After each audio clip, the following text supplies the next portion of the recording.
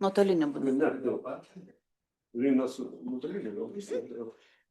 Tai jeigu pasiruošę, galim gal pradėti? Sveiki. Labą dieną. Tai sveiki visi. 1 valanda galim pradėti posėdį. Pradedam švietimo, kultūros, jaunimo ir savivaldos reikalų komiteto posėdį. Posėdis šiandien yra mišrus. 2 žmogeliukai jungiasi šiandieną nuotoliu. Tai Ramutė Kavaliauskaitė, prašysiu parodyti jūsų pažymėjimą. Labą dieną dar kartą. Puiku, taip, ačiū. Ir Lina Kairytė, taip pat su pažymėjimu, tikrai atpažįstam, ačiū. Taip, kvorumas mūsų yra.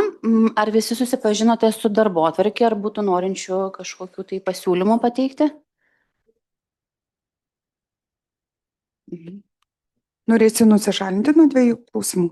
Supratau. Ir jūs? Aš taip pat nuo 1 ir 2 klausimą noriu nusišalinti. Supratom. Priežastį galiu pasakyti. Paskui galėsite pasakyti, tai dabar tiesiog balsuokime, kad būtų leista nusišalinti jiems nuo darbotvarkės.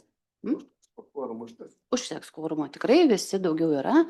Tai kviečiu balsuoti, kas už tai, kad būtų leista Jūratei Januškienei nusišalinti nuo darbotvarkės. Prašau, pakelkite rankas. Taip, matau visi, Jūratė susilaiko. Ir kas už tai, kad būtų leista Jonui Kaušakiui nusišalinti nuo darbotvarkės, taip pat prašau, pakelkite rankas. Irgi visi, ir Jonas susilaiko. Tai prašau, tada sekundėlę išeikite.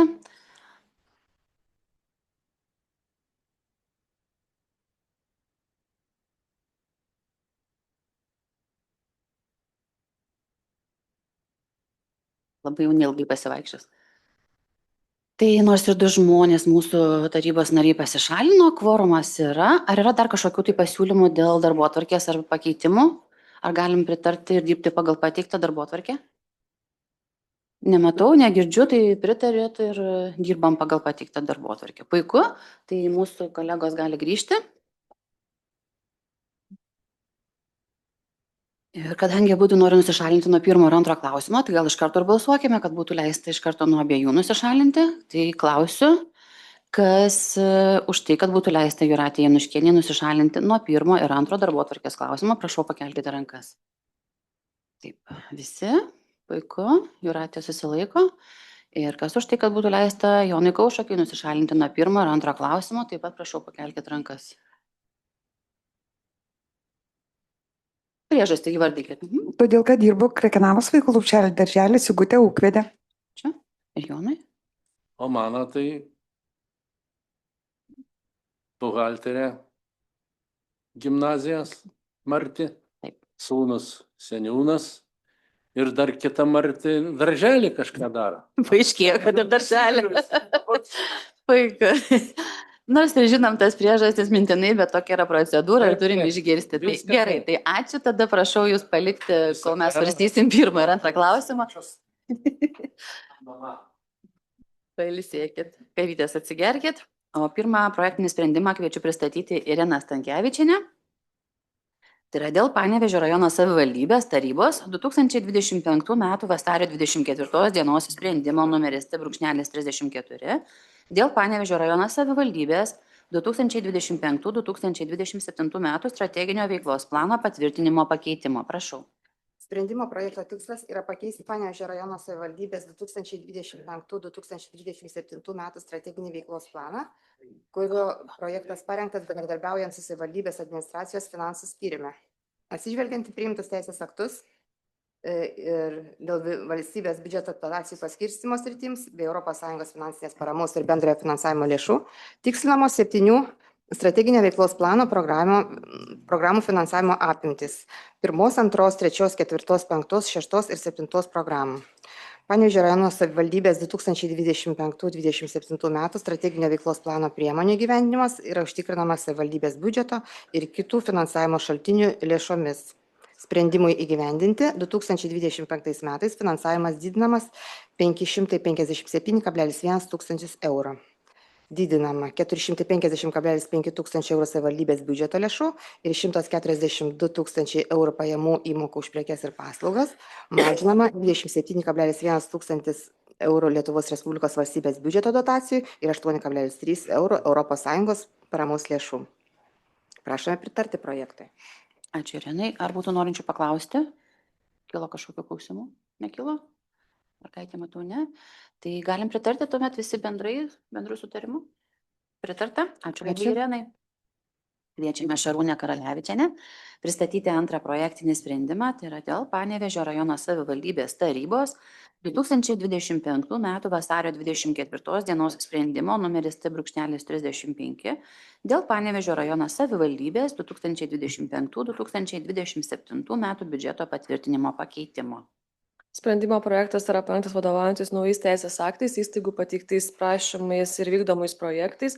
Pagal asmens su negalia teisės apsaugos agentūros direktoriaus įsakymą yra mažinami asignavimai 20 400 eurų asmeniniai pagalbai teikti.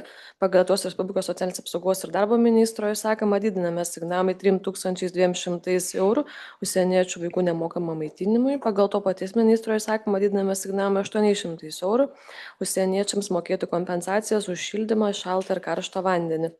Taip pat yra siūloma padidinti įstaigų gaunamas pajamas pagal jų pateiktus prašymus viso 142 000 eurų. Taip pat yra prašymas padidinti 450 500 savivaldybės administracijai gaunamas pajamas už atliekų tvarkymą, kurios yra skiriamos apmokėti už suteiktas šios paslaugas. Taip pat siūloma perskirstyti asignavimus pagal Paistijos seniūnijos prašymą sumažinti 12 500 asignavimus jiems skirtus ir juos skirti papildomiams prašymams 4 000 Ramygalos seniūnijai šiukšlių išvežimų iš Ramygalos seniūnijos kapinių, 1300 Ramygalos Lopšelio darželių Gandriukas, iš kurių 1000 eurų socialiniam draudimui, 300 eurų pedagogų kelionės darbo išlaidų kompensavimui, 4500 Dembavos Lopšelio darželių Smalsutis, iš jų 3500 komunaliniams paslaugoms apmokėti, 1000 eurų pedagogų kelionės darbo išlaidų kompensavimui ir 1200 švietimo centrui komunalinių paslaugų įsigijimo išlaidoms, 500 eurų visuomenės sveikatos biurai sveikatinimo programai įgyvendinti, 1000 eurų pažangėlių mokyklai darželiui, iš jų 300 eurų materialiniai pašalpai mirus šeimos nariai mokėti ir 700 eurų išeitiniai išmokai mokėti. Taip pat siūloma sumažinti asignavimus savivaldybės administracijai 143 800 eurų antrai programai įgyvendinti ir juos skirti taip pat papildomams prašymams.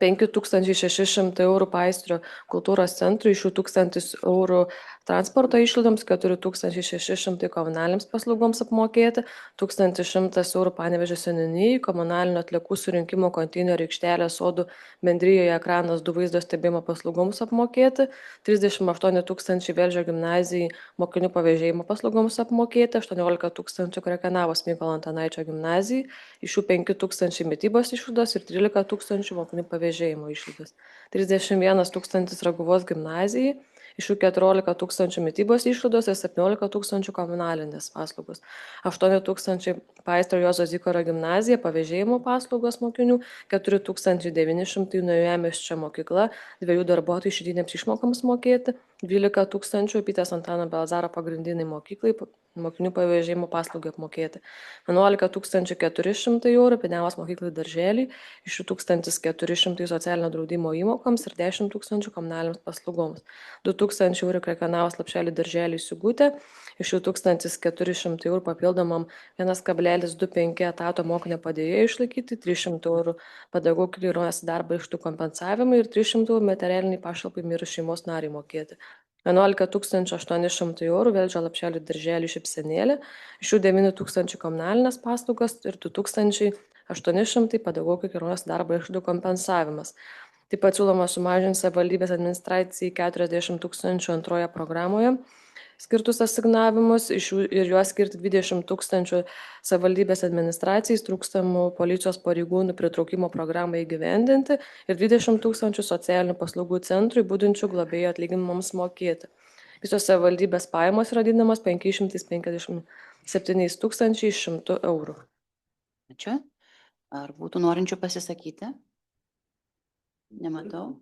Ypač policijos. Taip, pritarim tuomet, ar ne, jeigu viskas aišku, visi patenkinti. Ačiū labai Šarūnė ir kviečiam Miglę Bražėnienę tada. Taip pat ir savo kolegas kviečiam sugrįžti į posėdžių salę. Ir Miglė pristatys trečią projektinį sprendimą dėl humanitarinės pagalbos teikimo. Labą dieną.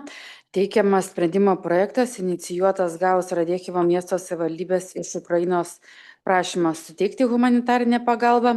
Savivaldybės humanitarinės pagalbos komisijai įvertinus šio poreikio pagristumą bei gavus užsienio reikalų ministerijos rekomendaciją dėl šios humanitarinės pagalbos teikimo ir šiuo tarybos sprendimo projektu siūloma skirti iki 15 000 eurų vertės humanitarinę pagalbą Radėchivo savivaldybei iš savivaldybės biudžeto lėšų, už kurią numatoma nupirkti apie 15 generatorių ir 6 įkrovimo stoteles, bei neatlygintinai perduoti Panevėžio rajono savivaldybė nuosavybės teisė priklausanti ir šiuo metu Smilgių gimnazijos patikėjimo teisė valdoma 32 vietų M3 klasės autobusą. Ačiū. Ar būtų norinčių paklausti ar pasisakyti? Tuomet galim pritarti visi bendrų sutarimu? Pritarėm? Pritarėm? Ačiū labai. Ir prašau pasisakyti. Aš norėčiau tarti ačiū Panevėžio rajono savivaldybės vadovams, tarybai, visiems darbuotojams, kad nekeičiam kursą ir kad toliau padedam mūsų broliams ukrainiečiams. Ačiū labai. Taryba pritarė, meras irgi neprieštarauja, taip administracija neprieštarauja, tai labai gerai.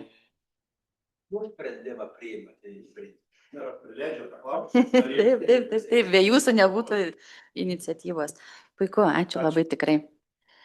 Kviečiam Renatą Valantinienę pristatyti 4. projektinį sprendimą dėl Panevėžio rajono savivaldybės 2026 metų visuomenės sveikatos rėmimo specialios programos lėšų naudojimo prioritetų patvirtinimo. Labą dieną. Tai vadovaujantis Panevėžio rajono savivaldybės bendruomenės sveikatos tarybos nuostatais, kurie numato, kad savivaldybės bendruomenės sveikatos taryba nustato savivaldybės visuomenės sveikatos programų rėmimo specialiai programai įgyvendinti skiriamų lėšų naudojimo prioritetus ir juos teikia tvirtinti savivaldybės tarybai. Tai šiuo sprendimo projektu siūlome teikti tokius prioritetus. Tai pirmas būtų užkrečiamų ligų profilaktika ir kontrolė. Antras - aplinkos sveikata, triukšmo prevencija, geriamo vandens, maudyklo vandens stebėsena, burnos higiena ir sveikata, sveikos mitybos skatinimas ir nutukimo prevencija, fizinio aktyvumo skatinimas, lytinė sveikata, nelaimingų atsitikimų ir traumų, tarp jų ir pirmosios pagalbos teikimo prevencija, psichikos sveikatos stiprinimo, savižudybių, patyčių, smurto prevencija, streso kontrolė. 9. Sveikatai žalingos elgsenos prevencija, alkoholio, tabako ir kitų psichoaktyvių medžiagų vartojimo prevencija. 10. Lėtinių neinfekcinių ligų prevencija ir 11. Visuomenės sveikatos stebėsena. Pagal šios prioritetus teiks savivaldybei paraiškas.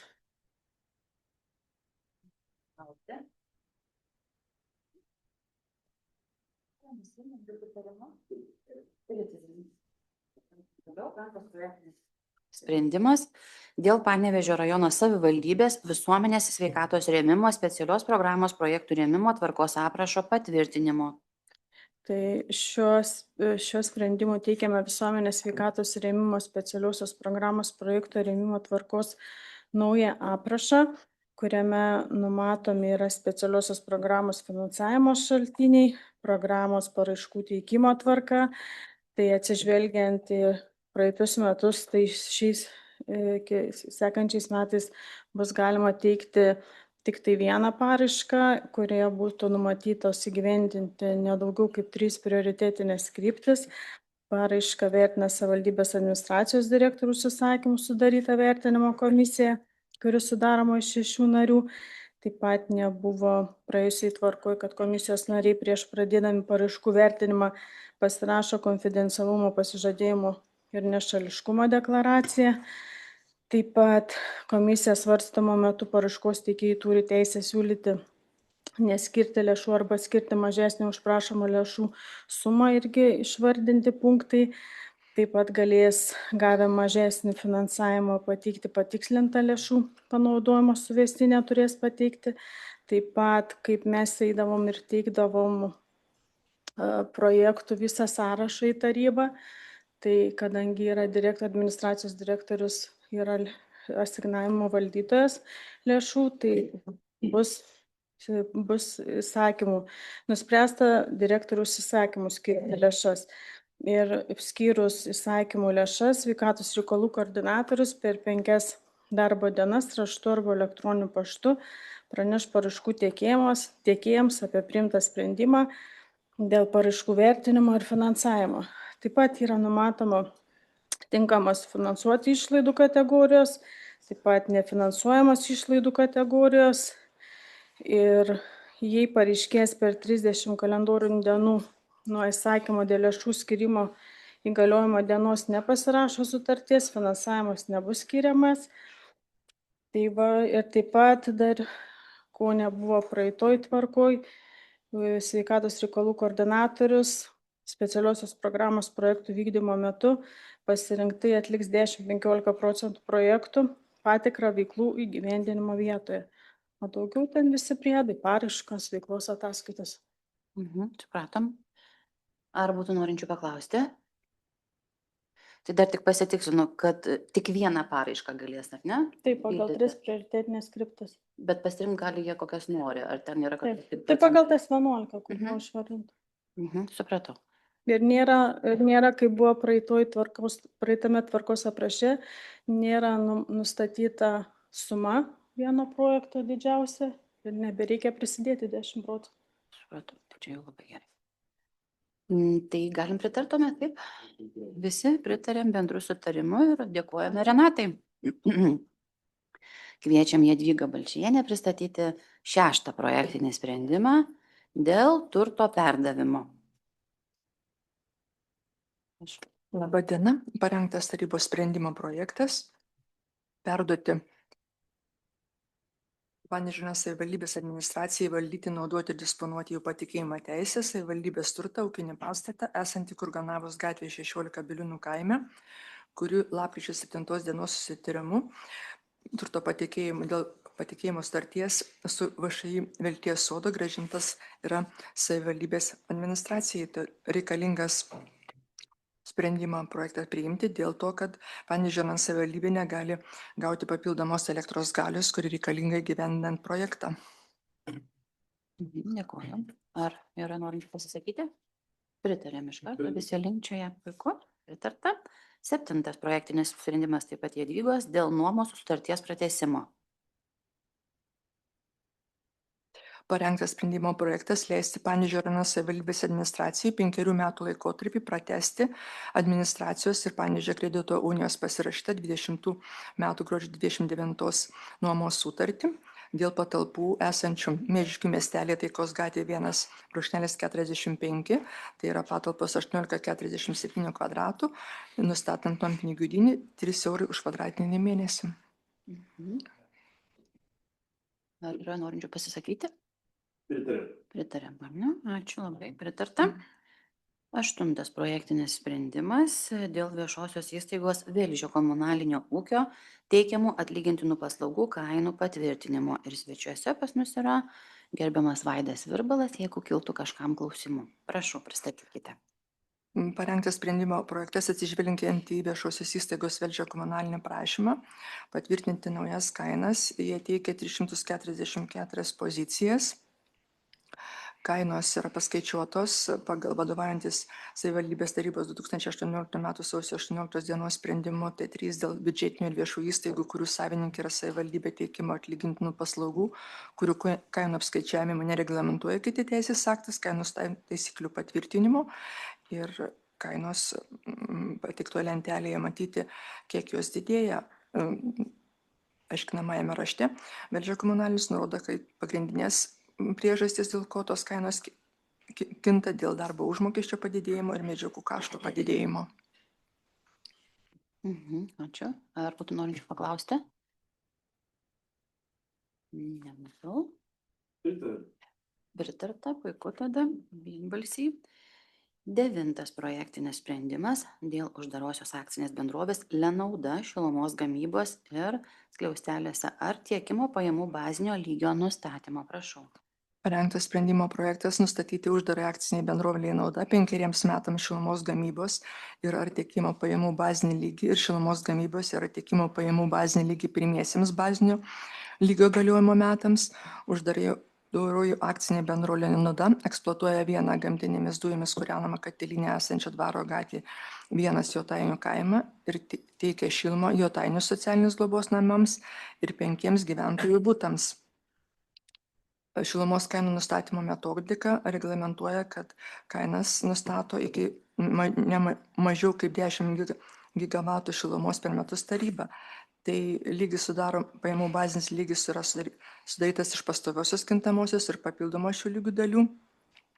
Pastovi ir papildoma šio lygio dalis nustatomas išreiškiamas kaip skaičius, kintamojo šio lygio dalis nustatoma kaip funkcinė priklausomybė ir išreiškiama formulė, kaip matot sprendimo projekte.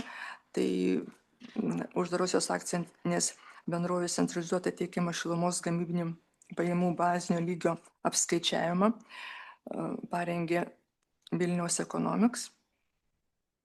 Su jų pagalba naudojasi ir mūsų viešoji įstaiga Velžio komunalinis ūkis. Taip pat jie pateikė reguliuojamas veiklos ataskaitos su nepriklausomo auditoriaus parengta patikros ataskaita. Tai teikiam tokį projektą.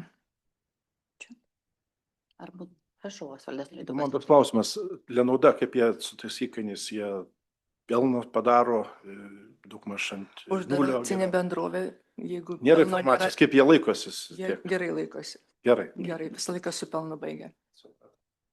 Taip visuose viešuose registruose matom, nes kadangi ne mūsų įstaiga, mes neturim jokių dokumentų.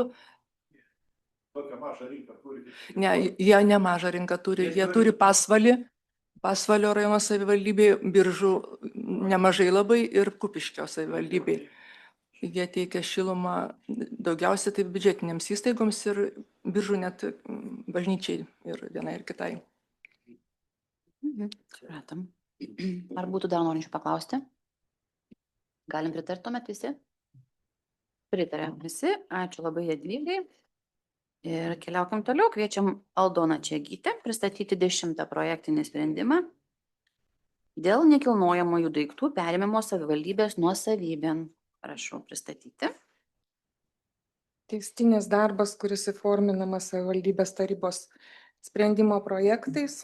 Ruoštas sprendimo projektas įteisinti Paistrio Vadoklio Velžio 3 kelius ir Naujamiesčio seniūnijos teritorijoje esančius kelius. Viso bendras ilgis yra 30 beveik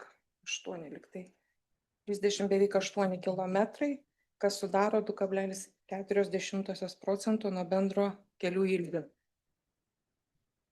Tiek būtų. Ačiū. Ar kilo klausimų gerbėmiems komiteto nariams? Nekilo, ar ne? Pritarėm visi. Ačiū labai. Kviečiame Jolantą Michnevičienę pristatyti 11 projektinį sprendimą dėl Panevėžio rajono savivaldybės administracijos skolų pripažintų beviltiškomis nurašymų. Prašau. Labadiena. Labadiena. Vadovaujantis 2014 m.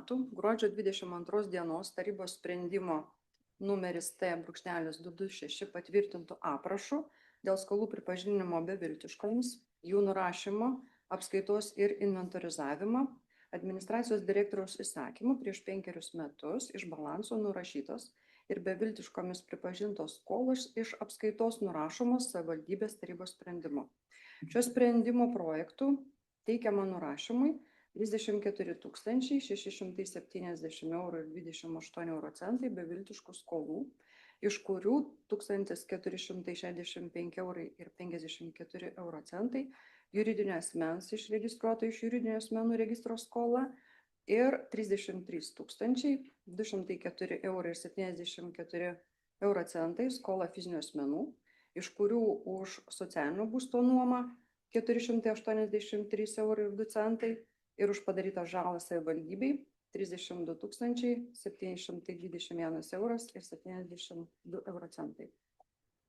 Supratom, ačiū labai. Ar norite paklausti? Užbalansėje, kada direktoriaus įsakymu yra pripažinta beviltiška skola, jinai užbalansėje nurašoma ir ten siekiant galbūt dar išsiaiškinti, galbūt galima jai būtų išieškoti kažkokiais tai būdais, jinai 5 metus dar ten būna, o po 5 metų jau tarybos sprendimu nurašom visiškai iš apskaitos. Va dabar šitas jau, kaip tik šitas procesas ir vyks. Dėkoju. Apskaitos skyrių lengvėtų reikia nurašyti.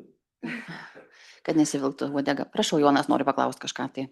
O tai kas ten atsitiko, kad jie taip ilgai nesumokėjo?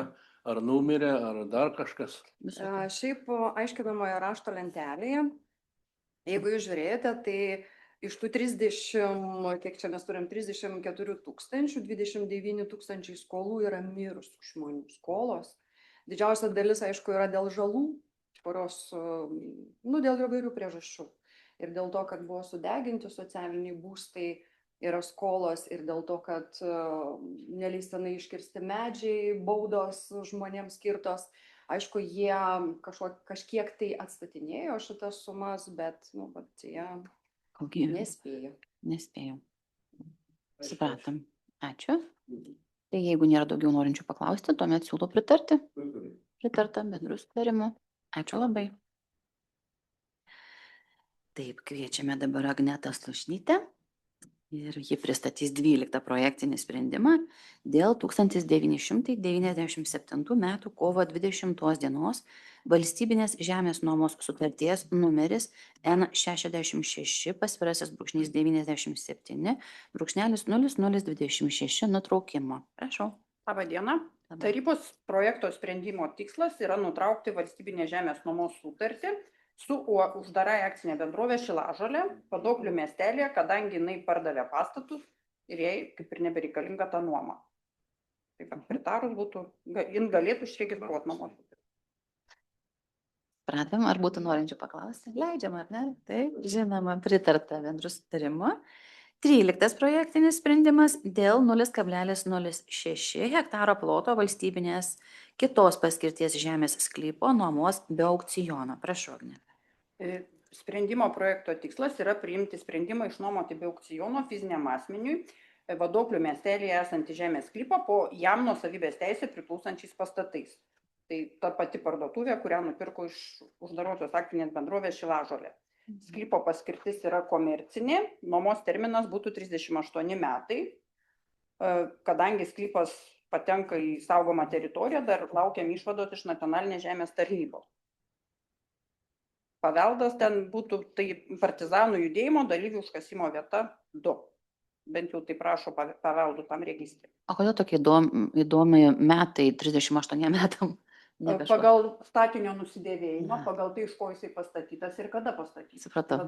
Toks terminas gauna. Supratau, ačiū labai. Aišku, suvėjus reiktų pratęsti, tam neilgiau kas 5, kas kiek metus. Dabar nepasakysiu. Dar būtų norinčių paklausti. Nėra norinčių, linkčioje visi pritarėm bendru sutarimu. Labai ačiū, Agnetai. Na ir paskutinį klausimą kviečiam pristatyti Svają Trečiokienę. 14. Mūsų klausimas yra dėl Raguvos miestelio teritorijos bendrojo plano koregavimo projekto patvirtinimo. Prašau, Svaja. Labadiena. Šiuo tarybos sprendimo projektu siūloma tarybai patvirtinti Raguvos miestelio teritorijos bendrojo plano koregavimo projektą.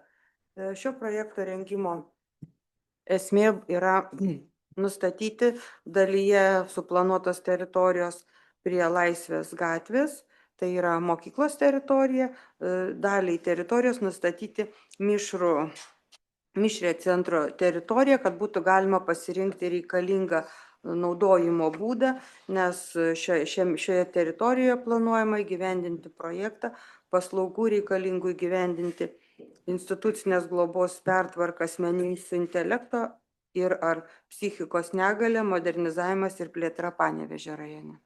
Ačiū. Ten, kur bendrabutis tą teritoriją. Ar būtų norinčių pasisakyti? Aišku. Viskas aišku, ne? Pritarėm? Bendru sutarimu visi pritarėm?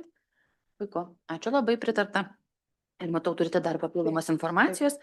Tai dėl gyventojo prašymo pakeisti vietovardį. Prašau, pristatykite.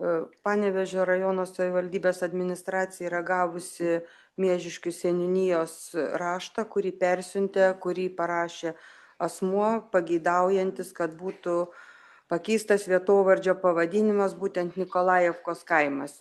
Čia rašo argumentus, kad tai slaviškos kilmės žodis, pavadinimas tiksliau, ir prašo sudaryti vietovardžio keitimo komisiją pagal galiojančius teisės aktus, įtraukti šį klausimą artimiausią seniūnijos ar savivaldybės tarybos darbotvarkę ir čia siūlo arba keisti kitų pavadinimų, arba net galimybę kaimą prijungti prie Nainiškių kaimo.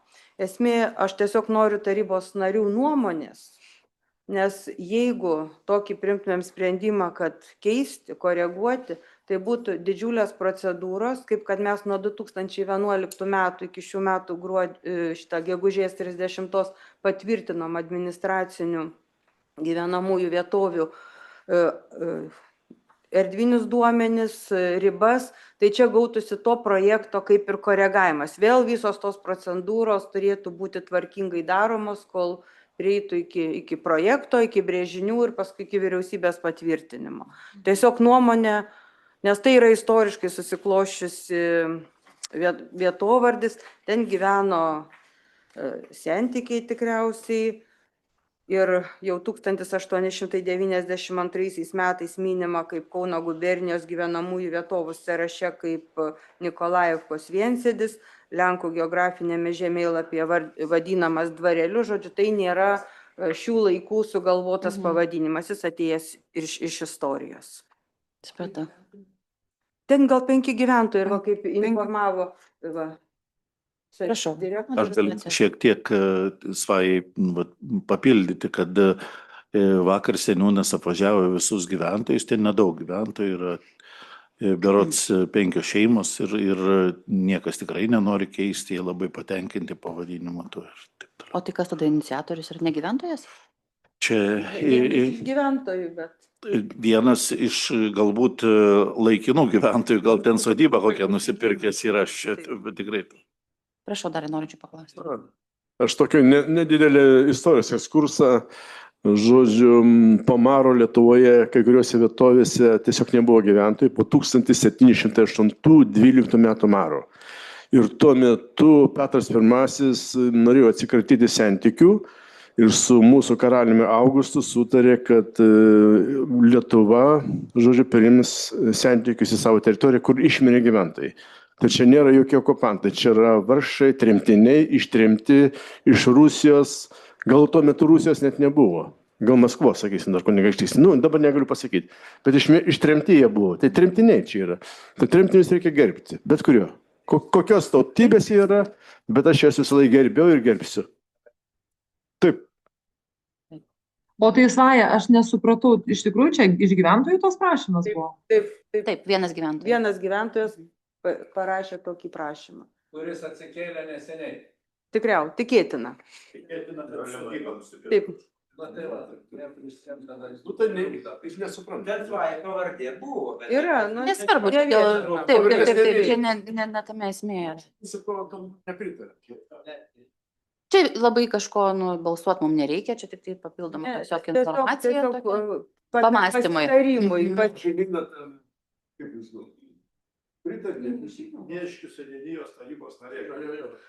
Gal tiesiog reikia laiko suvirškinti tą informaciją, pasižiūrėti, kaip ką žmonės. Man tai irgi nesudaro jokių problemų. Istorija, tremtiniai, vis primėgis. Dabar toks laikmetis, žinot, kas siejas su rusų kalba. Taip, daugam kelia asociacijas. Dalyką reikia gydyti ligas. Gyvenimo Ukraina, bet nepermėkime lasdos. Nes Nikolajevka yra Ukraina. Supratom. Tai ačiū už informaciją. Turim minčių pamąstymui. Ačiū visiems dalyvavusiems šiandieną komiteto posėdėje ir noriu priminti, kad sekantis mūsų jau posėdis yra 27 dieną. Labai kviečiu visus dalyvauti. Tarybos posėdis.